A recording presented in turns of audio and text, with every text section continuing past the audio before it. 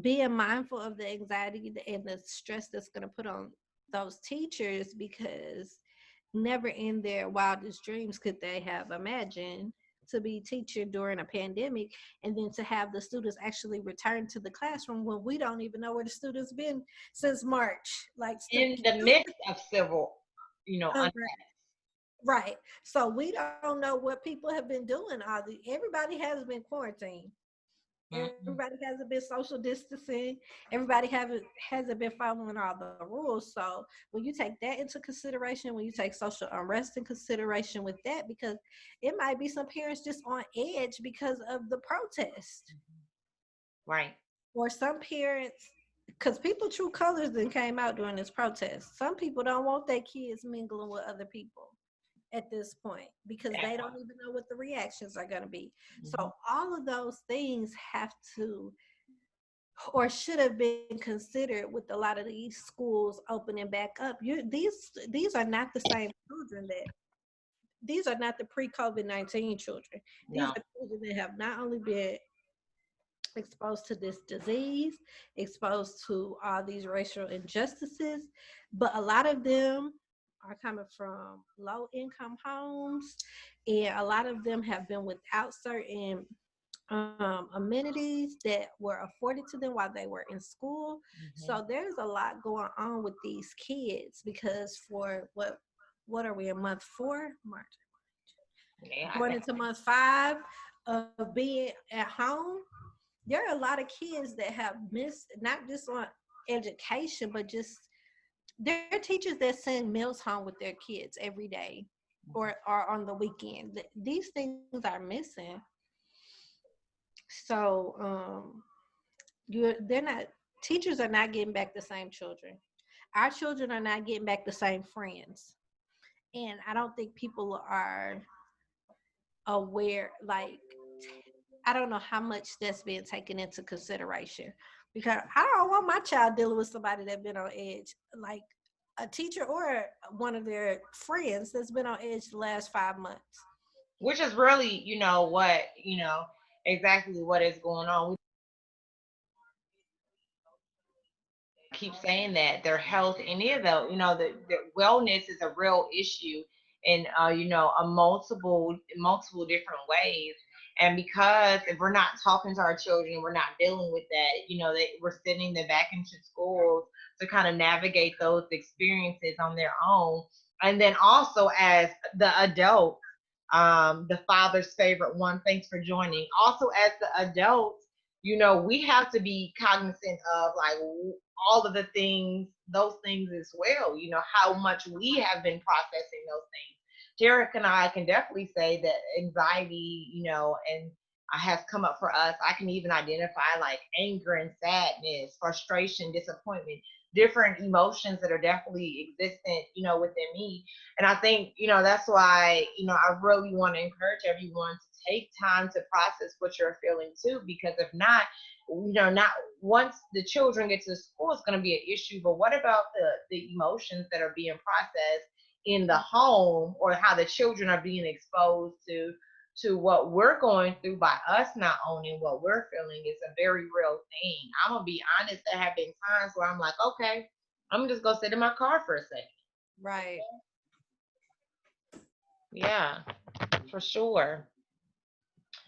Okay, well, I really am thankful for everyone joining. I would love, I look like I lost you on Instagram. Hold on, let me see if I can get back. I would love, for us to be able to hold some collective space again before we close out. Just to make sure that we kind of seal off this conversation. But before I do that, Terica, is there anything else you want us to mention before we go? That the murderers of Breonna Taylor need to be arrested as soon as possible. And just everybody, we are all in this fight together. We all stressing at certain moments. We are all unsure at certain moments, and we just gotta stay prayed up, because that's the only thing we could do. It's a lot. And love on your family, love on your children, and just empower them daily. Whatever you need to do, find your happy and your peace, and just make sure that's flowing throughout the four walls of your home, because that's what's gonna keep us grounded. That's what we need. Absolutely. Okay, y'all, we're going to, I think meditative affirmations would be a great way for us to close out in the spirit of your daughter, just affirming the blessing of being Black. I would love for us to end with that energy. So you can go ahead and take your left hand and place it over your heart, your right hand and put it over your belly. Again, totally up to you whether you want to close your eyes, look in the mirror, keep your eyes open. Well, let's go ahead with some culturally relevant affirmation. Being Black is a blessing. Being Black is beautiful. I am safe in my brown body. I am loved.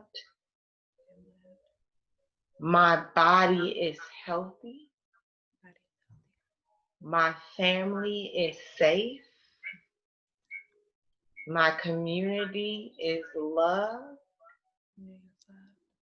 I am changing the collective by healing myself. Peace and abundance are my birthright.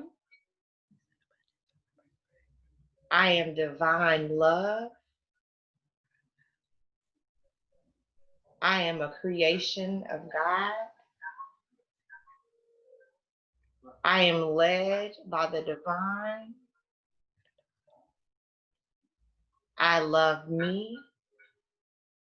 My children are loved. My family is loved. My community is loved. Ashe. All right. Well, Terrica, thanks for doing this with me. Thank you. And anybody that is watching live from my Instagram, please go follow One Sun, Three Flowers, the podcast. Um, Definitely some good stuff there. Thank you. And back at my followers, Facebook or Instagram, Black Girl Lessons, amazing content and information there, which is why I wanted to go live with her. Lots of good, empowering things happening over there. And thank you all for sharing this Blackout Thursday with us. Remember to continue to support Black-owned businesses, not just as an act of rebellion, but as a current practice. And we want justice for Breonna Taylor. Yes. Okay. All right. Well, everyone have a good day. Terrica, you have a great day. Kiss those babies for me. You too. Thank you so much. Okay. Thank you. All right. Bye. Bye.